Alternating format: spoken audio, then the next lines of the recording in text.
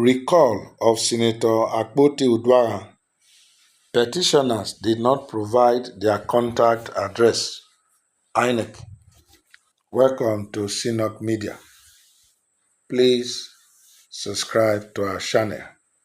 Like, comment, and share our videos. Also put on your notification button to be notified once we drop our updates.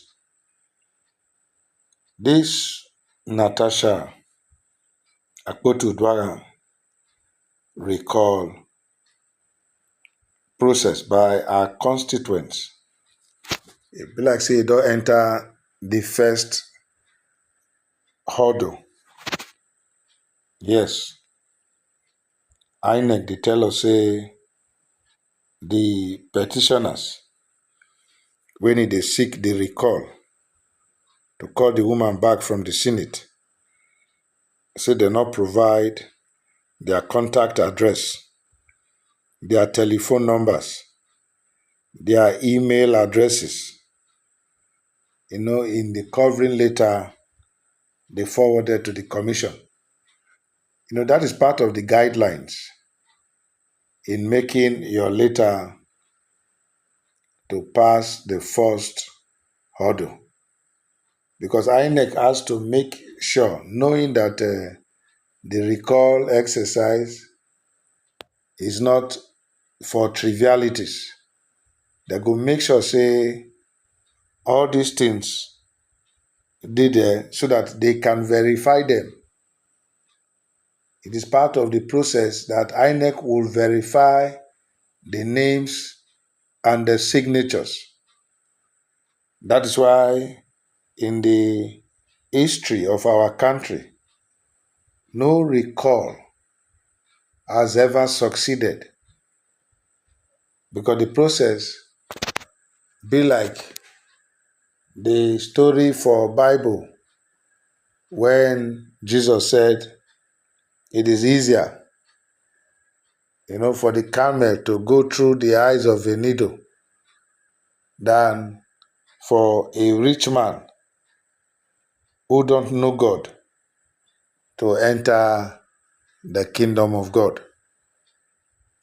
So this recall thing, the people, you see that they not read the rules to know what they're supposed to do, or a part of what Oyibo they call the shenanigans of may they just do say they are out for the woman and whatever. What do you think about this thing? Meanwhile, let us hear the news. The Independent National Electoral Commission, INEC, says the petitioners seeking recall of the Senator Natasha Akpoti Udwara from the Senate did not provide their contact address, telephone numbers, and email addresses in the covering letter forwarded to the Commission. The Commission made the disclosure in a statement released on Tuesday, March 25. The statement, which was signed by the National Commissioner and Chairman Information and Voter Education Committee, Sam Olumeku, noted the Commission held its regular weekly meeting today, Tuesday, 25th March 2025. Among other issues, the meeting discussed the petition for the recall of the senator representing Kogi Central Senatorial District. The process of recall is enshrined in the 1999 Constitution, the Electoral Act 2022, as well as the Commission's detailed regulations and guidelines for recall 2024, available on our website. All petitions will be treated in strict compliance with the legal framework. The petition from Kogi Central Senatorial District was accompanied by 6 bags of documents said to be signatures collected from over half of the 474,554 registered voters spread across 902 polling units in 57 registration areas. That's wards in the 5 local government areas of Adavi, Ajaokuta, Ogori, Magongo, Okehi, and Okene.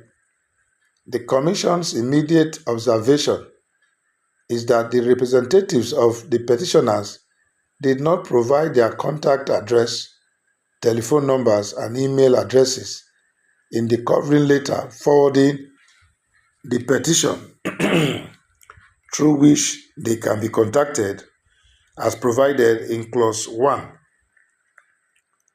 of our regulations and guidelines. The address given is Okene, Kogi State, which is not a definite location for contacting the petitioners. Only the telephone number of the lead petitioner is provided as against the numbers of all the other representatives of the petitioners.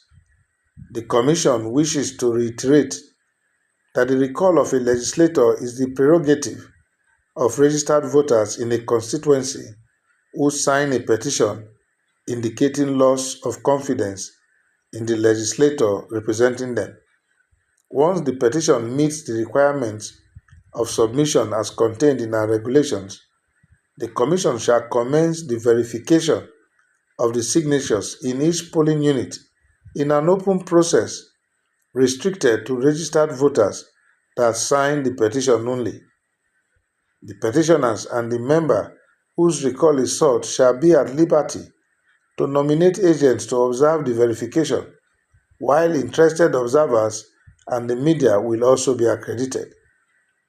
At each polling unit, signatories to the petition shall be verified using the bimodal voter accreditation system BVAS. Consequently, if the petitioners fully comply with the requirements of Clause 1F of the regulations and guidelines regarding the submission of their petition, the Commission will announce the next steps in line with the extant laws, regulations, and guidelines. In the absence of a definite contact address, the Commission is making efforts to use other means to notify the representatives of the petitioners of the situation. The Commission reassures the public that it will be guided by the legal framework for recall. The public should therefore discountenance any speculations and insinuations in the social media. INEC has come out to make this clarification. Una know say rumor dey quick dey spread. So they wan make sure say they follow the thing as their rule books state am, and even their rule books is gotten from the constitution of the country. So you don't just put such a serious matter and you just allow. No. There are processes, and the first one, when you write petition, now only one person put the address, your phone number, not even address, according to the statement from INEC. The rest of you, where una dey stay, so that you can be reached. And first of all, like I asked earlier, they don't know say they're supposed to do them like that. Or they cajole them to come do them. That's why INEC needs these things. If you are sure you want to recall your senator, fine and good. It's your right as a voter in that place. But at least let us know where you stay. Abi dey fear say if they put their phone number and where they stay, gbege go come. No, now, if you're not ready to chest the problem, then not involve yourself. Not let people use you, except you are convinced. And if you are convinced for something, then go all out to defend it. So I think it's a good point, and I will urge INEC to not to submit to any influence for or against the process.